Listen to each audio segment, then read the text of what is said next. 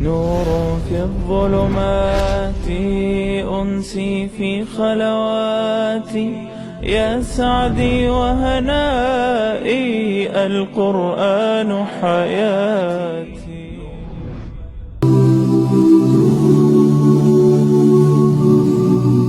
صلوا کما رأیتمونی اصلی. نماز بخوانین. چه قسمه که مرا میبینین که نماز میخوانم. رسول علیه السلام وقتی که در نماز استاد میشدن فکر میکردیم که او دیگه هیچ ارتباطی به این دنیا ندارن، خلاص. وقتی که فرضیت نماز در آسمان ها مقام و جایگاه نماز ببینید دوستای عزیز، یگانه حکمی که در آسمان با پیغمبر علیه السلام فرض میشه. تمام احکام وحی شد در زمین، ولی فرضیت نماز در زیر عرش معلا صورت گرفت. در شبی که پیغمبر علیه السلام به معراج از طرف الله جل جلاله خواسته شدن، مقام نماز ببینید. صلوا کما رأیتمونی اصلی. کدام وقتی کمک کار داشته باشیم یا نداشته باشیم به قسم نماز میخوانیم که گویا این که ما را کسی مجبور ساختگی است و کسی با شلاق پشت سری ما استاد است.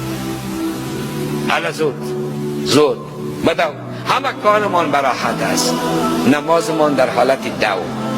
آبه در اینمی لحظه است، تمام زندگیت یک طرف است. 5 دقیقه که در حضور رب العزت استاد میشه اصلا به همه چیز خلق شده ولا وقت نداشتیم، نماز ماند. ولی از خدا بگو در نماز مصروف ماندم، کار ماند. اینطور بگو در نماز مصروف شدیم، کار ماند. اینطور بگو اگر مسلمان هستی. چی تو حیا داری، چی تو بی حیا هستی که میگی والله در کار مصروف شدیم، یک چند تا میمانا بود، نماز از پیشمان رفت. لا حول ولا قوة الا بالله العلی العظیم. یا تمثیل است یا به اساس عادت، نه به اساس عبادت. الله اکبر. دست چرا بلند میشه؟ الله اکبر.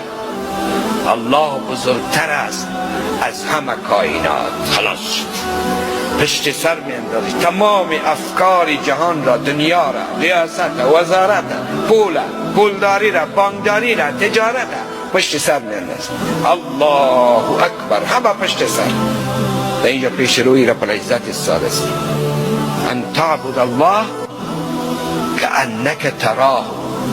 در حضور پروردگار وقتی که استاد میشه به شکلی به الله سجده کن و نماز بخوان گویا که الله را به چشم سر مشاهده میکنی.